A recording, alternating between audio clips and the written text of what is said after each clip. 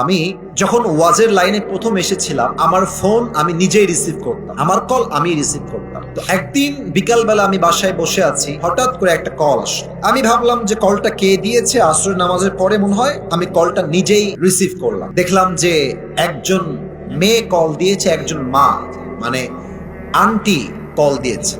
সালাম দিলাম, আন্টি আগে আমাকে সালাম দিয়েছেন, উত্তর দিলাম, বললাম কে বলছেন, কি বিষয়ে কল দিয়েছেন। তো জাস্ট বলছি কে বলছেন বা কেমন আছেন এরকম কিছু কথা বলেছি, দেখছি মহিলাটা ওই মোবাইল ফোনে এমন চিৎকার করে কান্না শুরু করেছে, মানে বলার মতো কোনো ভাষা নাই। আমি কান্না শুনে আমি নিজেও ভয় পাইছি, কি রে মহিলা কান্না করে কেন, ব্যাপার কি, সমস্যা আসলে কোথায়। আমি বললাম আম্মা জান স্টপ, একটু থামেন, কি হয়েছে আমাকে বলেন, আপনি কাঁদছেন কেন। তো পরে আন্টি বললেন যে দেখো তুমি আমার ছেলের বয়সী হবা বাবা, আমি তোমার ওয়াজ ইউটিউবে শুনছিলাম, তোমার নাম্বারটা পেয়ে তোমাকে কল দিলাম। আমি হলাম ক্যান্সারের পেশেন্ট এবং আমি এখন আইসিইউ রুমে শুয়ে আছি। আইসিইউ রুম মানে বোঝেন তো আপনারা, একদম জীবনের শেষ মুহূর্ত। বলছে বাবা আমার তো ক্যান্সার হয়েছে, মনে হচ্ছে আমার দুনিয়াতে আর কেউ নাই, ছেলে মেয়ে সন্তান কেউ নাই। আর ডাক্তার আমাকে বলেছে আমি বাঁচলে হয়তো আর 7 দিন বাঁচবো, এর বেশি বাঁচা আমার দ্বারা আর সম্ভব নয়, তুমি আমার জন্য দোয়া করো বাবা। আমি বললাম আম্মা জান দোয়া তো অবশ্যই করব, বাট দুইটা কথা মাথায় রাখবেন।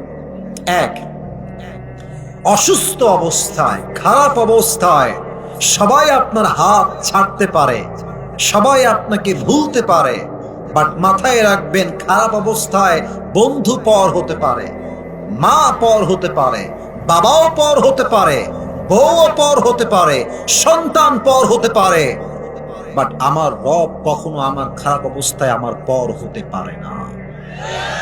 আল্লাহ আপনার সঙ্গে আছে, এক নাম্বার কথা। দুই, মাথায় রাখবেন ডাক্তার যা বলে এটার কোনো গ্যারান্টি নাই, কারণ হায়াত এবং মত এটার মালিক ডাক্তার নয়, এটার মালিক এক সত্তা। আওয়াজ দিয়ে বলো সবাই, তিনি কে? আম্মা জান আপনি ধৈর্যের পরিচয় দেন, সবর ধারণ করেন। কথা বলেই কল রাখলাম, ফোন রেখে দিলাম। দীর্ঘ লম্বা সময় আমি ভুলে গেছি ঘটনার কথা। প্রায় কয়েক মাস পরে আবার কল আসছে, আমি কলটা ধরলাম। আমাকে কল দেওয়ার পরে বলছে ভাইয়া আমি তোমার সেই আন্টি, বলছে আমাকে চিনতে পারছো। বললাম যে আপনি আমাকে ভাইয়া কেন, আপনি আমাকে ছেলের মতো ট্রিট করেন। বলছে বাবা আমি তোমাকে খুব স্মরণ করছিলাম, তুমি তো কল রিসিভই করো না। আমি বললাম আম্মা জান আমি তো ব্যস্ত থাকি তাই কল রিসিভ করা হয় না। বলেন।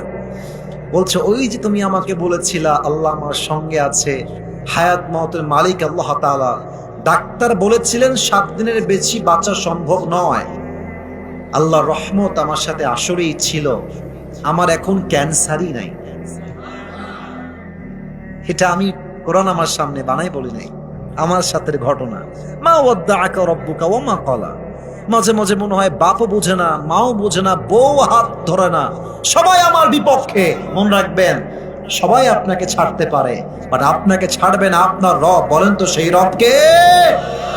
আল্লাহ আমার রব, এই রবি আমার সব, দমে দমে তনু মনে তারি অনুভব। তোমার দুনিয়াতে আমি যেদিকে তাকাই অথই নিয়ামতে ডুবে আছি সবাই। পাখ পাখালির কণ্ঠে শুনি তাসবিহ কলো রব, তাসবিহ কলো রব। আল্লাহ আমার রব, এই রবি আমার সব। বলেন তো সবাই আওয়াজ দিয়ে সেই রবকে?